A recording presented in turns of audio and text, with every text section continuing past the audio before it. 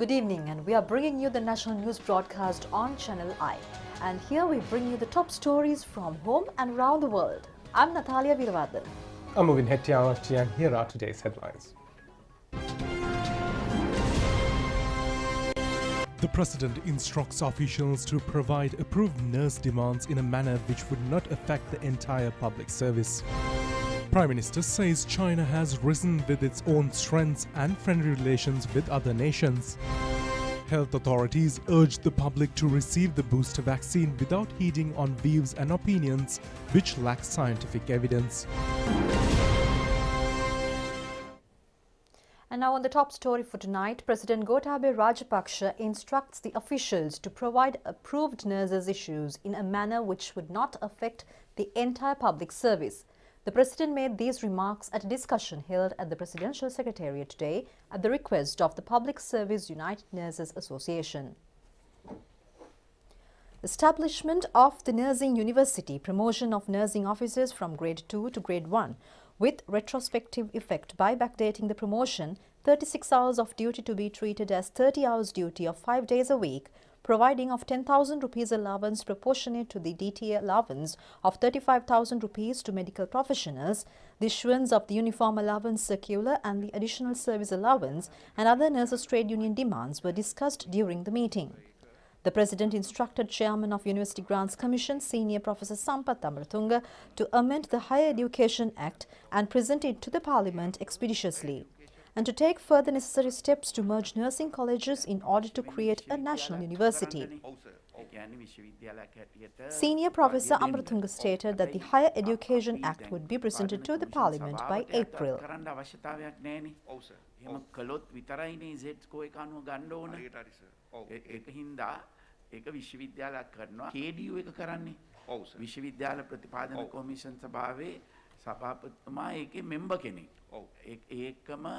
Standard එක හිම ඕන්නම් ඒක බලන්න පුළුවන්. අපිට අප්‍රේල් මාසෙ වෙද්දී අලුතෙන් ඇක්ට් එක සම්පූර්ණයෙන් හදලා මේ යුනික්නස් එකත් මෙහෙම තියාගෙන මේක විශ්වවිද්‍යාලයක් බවට පත් කරන එක සම්පූර්ණයෙන්ම ඉවර කළා. The President instructed the Secretaries of Health and Finance to make arrangements to backdate the promotions from grade 2 to grade 1 and grant the uniform allowance. Despite the difficulties, steps were taken to pay an allowance of 5,000 rupees to all public sector employees from January. The President said that when delivering the requests of one group, another group makes a request again. However, it is important for everyone to understand that not all demands can be considered in the midst of the current financial crisis. Therefore, the President instructed the officials to discuss with the Ministry of Finance and other institutions and pay attention to the requests of nurses in a manner that does not affect the entire public service. The President of the Public Service United Nurses Union, Venerable Muruthettuwe Anandathera, Minister Keliya Rambukwella, Secretary to the President Gamini Senarath, Finance Secretary S.R. Artigala, Health Secretary Major General Sanjeeva Munasinghe, Director General of Health Services Dr. Asela Gunawardena, Director General of the National Budget Jude Nilukshan, Director General of the Public Service Commission Hiransa Kalutantri, Secretary of the National Salaries Commission Chandrani Senaratne were present at the occasion. Prime Minister Mahinda Rajapaksa says that China has become the second most powerful nation in the world, which has changed the dynamic in the Asian region. Prime Minister Mahinda Rajapaksa further said that China has risen with its own strengths and friendly relations with other nations. The Prime Minister made these remarks while taking part in a commemorative ceremony held this evening at Nelumpukna Theatre in Colombo for the 65th anniversary of bilateral relations between China and Sri Lanka, as well as the 70th anniversary of the Rubber Rice Pact. The commemorative volume issued during the event was presented to Prime Minister Mahinda Rajapaksa from President Maithripala Sirisena and from Prime Minister Ranil Wickremesinghe by Acting Chairman of the Sri Lanka Communist Party parliamentarian Veerasumana Veerasinghe. Prime Minister Mahinda Rajapaksa, while addressing the gathering, said that China has not invaded any country in the world amidst being a large nation. Prime Minister Mahinda Rajapaksa said that China initiated 2 economic ventures in the past decade. He added that the first initiative was a new Silk Route project and that Sri Lanka was one of the founding members. The Premier said he believes that China has already become the second largest economic power in the world. He added that the entire Asian region has become transformed due to China. The Prime Minister further indicated that China has risen with its own strengths and friendly relations with other nations. He said that China has not invaded any country in the world, nor has allowed any other nation to invade its motherland. The Prime Minister emphasized that China is a historic and genuine friend of Sri Lanka. The agrarian community across the country has achieved successful outcomes from organic farming at present. More reports have received over such successful cultivations in several parts of the country. Farmers of Pinnaduwa, Vaveyaya and Yaggaha belonging to Walahandu Agrarian Services Division claim that successful harvests have been reaped from the paddy cultivations in Maha season of this year. They have pointed out that organic and liquid fertilizer use was instrumental in reaping such harvests. Eco-friendly paddy cultivation has also limited the pest and fungus damages. The farmers have further pointed out that the harvest is expected to be doubled within the next 3 seasons. Meanwhile, Vavuniya Civil Defence Corps has initiated a successful compost fertilizer production project at present. Accordingly, the monthly output is at about 100,000 kilos of fertilizer.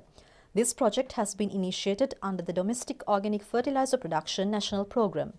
The fertilizers being produced using local raw materials under standard qualities.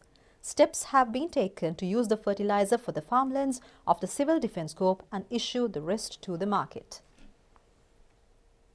Meanwhile, on the pandemic situation, health authorities urge public to receive the booster vaccine without aiding on views and opinions which lack medical and scientific evidence. Director General of Health Services Dr. Asela Gunawardena said that those who are unvaccinated will not be permitted to enter public places after 30th of April. So far, 6.2 million have been vaccinated with the booster shot. Meanwhile, a total of 1,235 infected persons have been detected in the country today. Sri Lankan citizens who are travelling abroad, and some of the countries, they are requesting a double dose of their approved vaccines. As example, most of Sri Lankans, we gave Sinopharm vaccine and another booster dose from Pfizer vaccine. So some of the countries, they still not accepting the Sinopharm and they are asking to get another dose with the booster dose. So in such instances, Sri Lankans who are travelling to those countries, if they can prove that they are travelling, we are providing another dose for those Sri Lankans to travel to those countries. We have issued another circular regarding the PCR testing on deceased people, especially the people who are dying at home and or the people who are death on admission.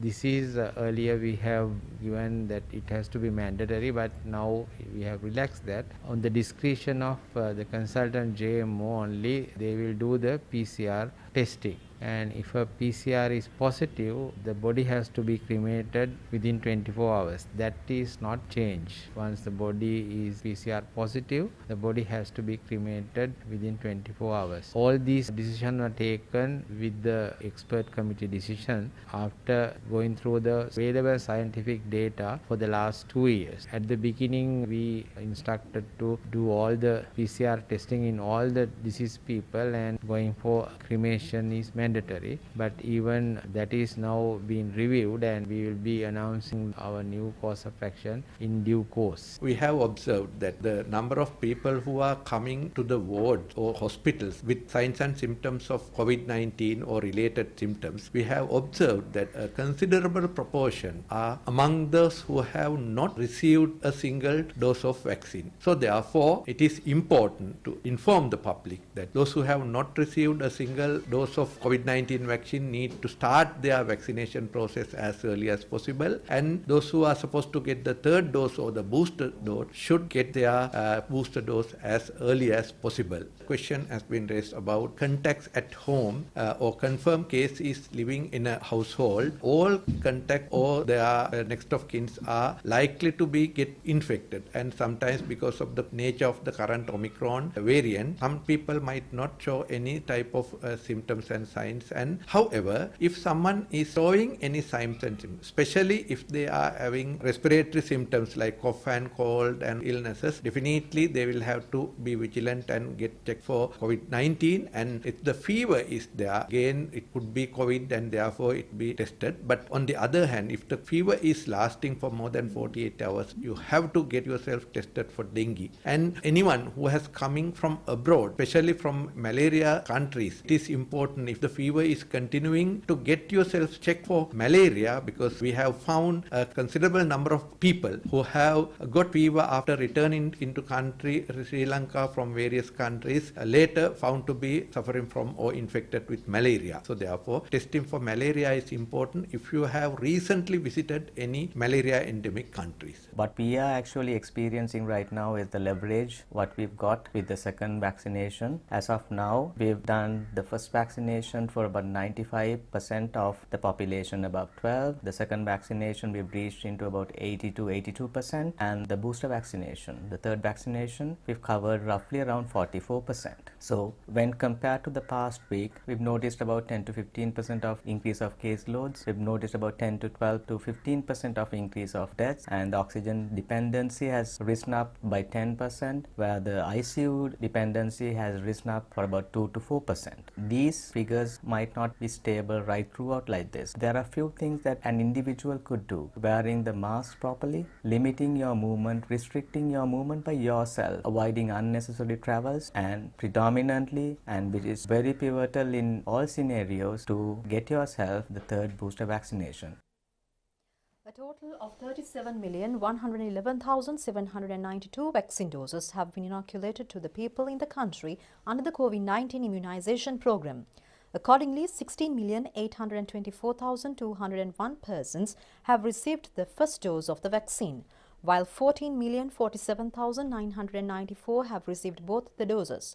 A total of 6,239,597 have received the booster dose thus far. The Director General of Health Services confirmed today 27 COVID-related deaths, which occurred yesterday. 25 new ambulances and 38 cabs have been distributed among island-wide hospitals and divisional medical health officers with the aim to uplift the standards and quality of the health service in the country. The handing over ceremony was held with the participation of Minister Kelly Rambukwella at the Ministry of Health premises. This initiative was carried out with the financial assistance under the Upgrading of Health Systems project and Asian Development Bank. The cost of a cab is at 11 million rupees, while an ambulance is worth 15 million rupees. Coming back to Sri Lanka, the way forward of the Kithul Development Board, Kithulakamaga, was launched under the theme, A Lush Kithul, a Sustainable Country. The event was held under the patronage of President Gotabaya Rajapaksa. Kithul-based products are manufactured as a home-based industry in 13 districts. The objective of the President was to take Kithul-related products to the international market by resolving the problems faced by the industrialists in the process of Kithul tapping and when selling Kithul-related products. Accordingly, the Kithul Development Board was established in last year by an extraordinary gazette notification. Minister Ramesh Pathirana presented the way forward to President Gotabaya Rajapaksa this afternoon. Introducing the Sri Lanka Standard Certificate for the production of Kithul treacle, the standard certificate was handed over to the President. The President symbolically presented certificates and technical equipment to 5 industrialists who received training in Kithul flower tapping from the National Institute of Plantation Management. A casket containing Kithul-based products was also presented to the President. The President inspected Kithul tapping, honey production, Kithul-related foods, ornament based on Kithul wood, and tools used in the industry. The members of Mahasangha, Minister Ramesh Pathirana, Governor Veli Gamage, State Ministers Mohan P. De Silva and Jayantha Samaravira, Members of Parliament Sampath Athukorala, Isru Dodangoda, Arundika Fernando, Anupa Pascual participated on the occasion.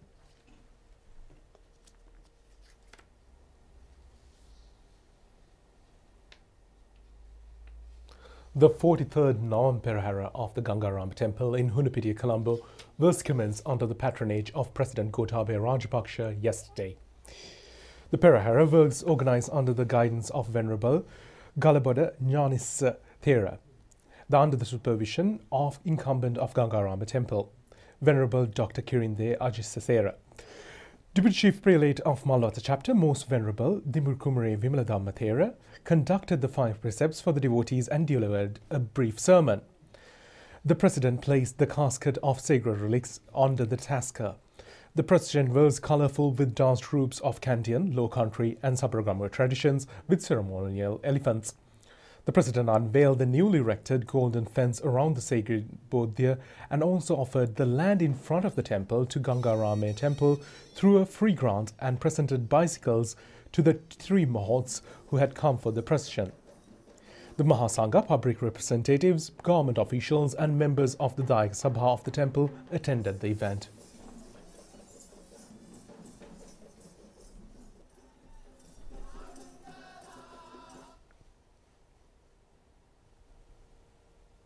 Sri Lanka Rupavahini Corporation, as the pioneer in television news in Sri Lanka, introduced state-of-art reporting and news presenting style since its inception in 1982. This is a flashback of national television's history, with our former news reporter and producer Ravinatha Aryasinghe reminiscing over his time with the national television.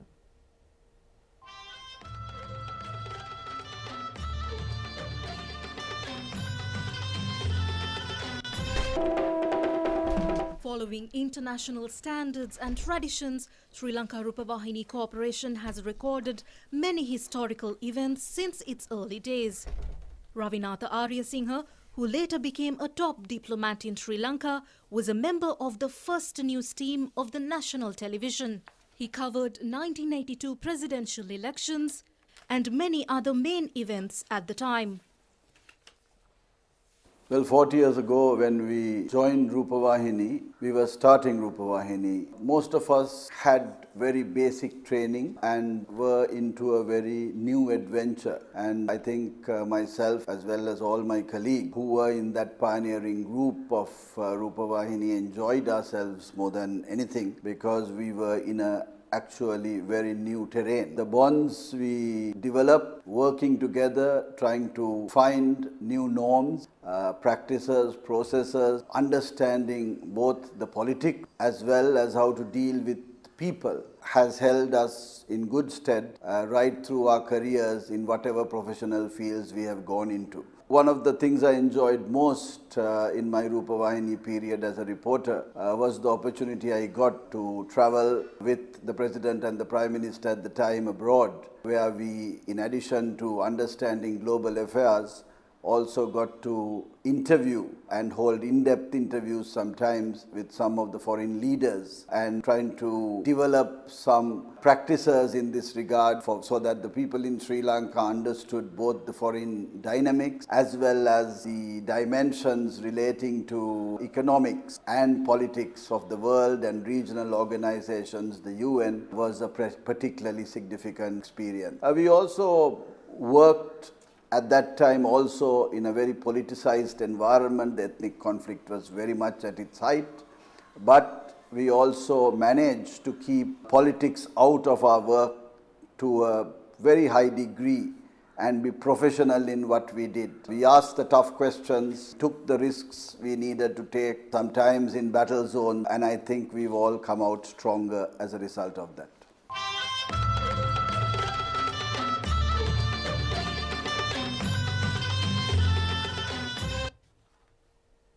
Coming back to more local stories, Prime Minister Mahinda Rajapaksa says he believes that all Sri Lankans have a duty towards nation rebuilding as the country recovers from the lasting effects of the COVID-19 pandemic. The Prime Minister made these remarks while presiding over the annual convocation of Oxford College of Business as the chief guest. The ceremony was held at the Bandanayake Memorial International Conference Hall, Colombo, yesterday.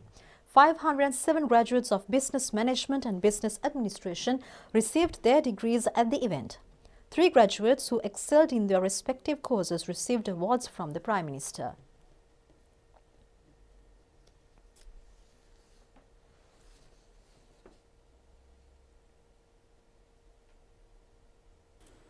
As our country recovers from the devastating effects of the pandemic, I believe we all have a duty towards nation rebuilding.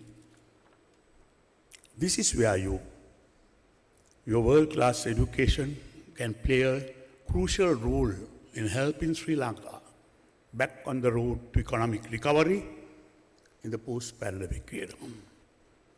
The traditional career path for graduates with business degrees has too often been a seek to employment as executive or managers.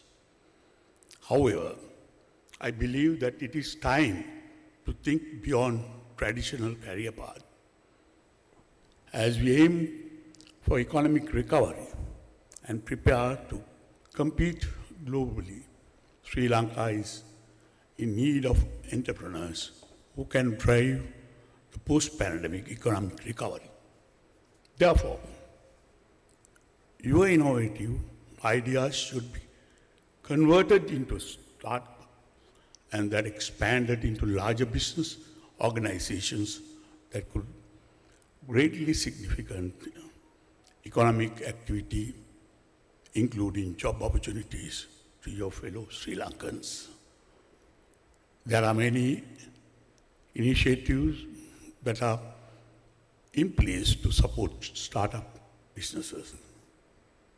And I am inviting you to make use of these opportunities to create better future for yourself and provide opportunities for other Sri Lankans.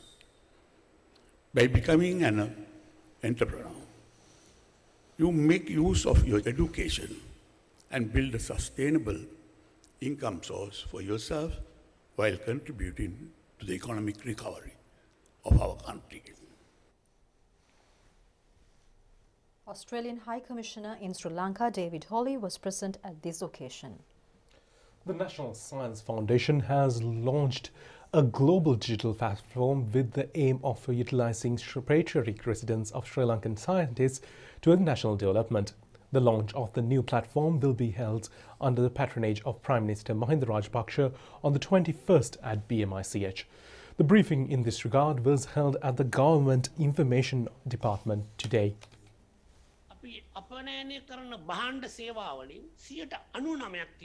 Chairman of the National Science Foundation, Professor Ranjit Senaratne, said that 99% of the export of goods and services are in the primary category, while high-tech exports only represent 1%. He pointed out that in a global level, India's high-tech exports comprise 9%, Thailand 23%, China 31%, South Korea 32%, Vietnam 50%, while Malaysia comprises of 53%. Accordingly, he said that these countries have concentrated on the export based on their knowledge. He further said that a total of 3 million Sri Lankan origin scientists, professionals, technologists and entrepreneurs are scattered across the world at present. Therefore, he said that a global G12 portal using digital technology has been established by the National Science Foundation as an effective mechanism. Meanwhile, Pinnawala Elephant Orphanage celebrates its 47th anniversary. Commemorating the anniversary 47th edition of Kunchanadaya celebrations was held yesterday. The Pinnawala Elephant Orphanage was established with 5 orphaned baby elephants on February 16th in 1975. The orphanage was founded by the Department of Wildlife Conservation as the only sanctuary in the country to care and protect the orphaned unweaned wild elephants. This establishment is also considered as a foreign exchange earning tourist attraction in the country. The Pinnawala Elephant Orphanage, taken over by the National Zoological Department in 1987, also launched an elephant breeding program from 1982. So far, a total of 75 baby elephants have been bred at the orphanage. Winners of the art competition held in parallel to the 47th Kunchanadaya celebrations received prizes yesterday. Director General of Zoological Department Shamila Rajapaksha presided over the event. A milk, rice and fruit feeding event for the resident elephants was also held during the celebrations.